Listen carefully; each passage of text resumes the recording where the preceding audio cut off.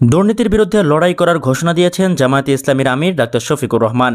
শনিবার ১৯ জুলাই বিকেলে রাজধানীর সোহরাওয়ার্দী উদ্যানে দলটির জাতীয় সমাবেশে তিনি এই ঘোষণা দেন। জামায়াতের আমির বলেন, একটা লড়াই হয়েছে ফেসিবাদের বিরুদ্ধে, আরেকটা লড়াই হবে দুর্নীতির বিরুদ্ধে। দুর্নীতির মূল উদ্ঘাটন করার জন্য যা দরকার, আমরা তারুণ্য এবং যৌবনের শক্তিকে একত্রিত করে সেই লড়াইয়েও বিজয় অর্জন করব। আগামীতে জামায়াতের কোনো মন্ত্রী এমপি প্লট বরাদ্দ নেবে না, কোনো টাকা পয়সা নিজ হাতে লেনদেন করবে না। ডাক্তার শফিকুর রহমান বলেন, চাঁদা আমরা নেব না, চাঁদা নিতে দিব না। আফসোস, যারা ২৪শে জীবন দিয়ে শহীদ হলো, আমি তাদের একজন হতে পারলাম না। আগামীতে যে লড়াই হবে, আল্লাহ যেন সেখানে আমাকে শহীদ হিসেবে কবুল করেন। সমাবেশে বক্তব্য রাখতে গিয়ে অসুস্থ হয়ে মঞ্চে পড়ে যান ডাক্তার শফিকুর রহমান। পরে কিছুটা সুস্থ হলে তিনি মঞ্চে বসেই বক্তব্য রাখেন।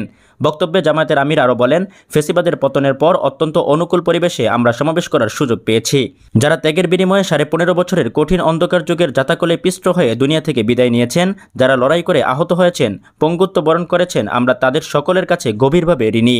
তিনি আরও বলেন, আবু সাঈদরা যদি বুক পেতে না দাঁড়াতো, এ জাতির মুক্তির জন্য যদি বুকে গুলি লুফে না নিত, হয়তোবা আজকের এই বাংলাদেশটা আমরা দেখতে পেতাম না। সোহরাওয়ার্দী উদ্যানে সমাবেশ শেষ করে রাজধানীর একটি হাসপাতালে চিকিৎসা নিয়ে বাসায় ফিরেছেন জামায়াতের আমির। শনিবার ১৯ জুলাই রাত ৯টার দিকে হাসপাতাল থেকে হেঁটে বের হন তিনি। এ সময় জামায়াতের আমির বলেন, জাতির জন্য মনের কথাগুলো আল্লাহর ইচ্ছায় পুরো বলতে পারিনি। যারা অসুস্থতার জন্য উদ্বেগ জানিয়েছেন, তাদের ধন্যবাদ জানাচ্ছি।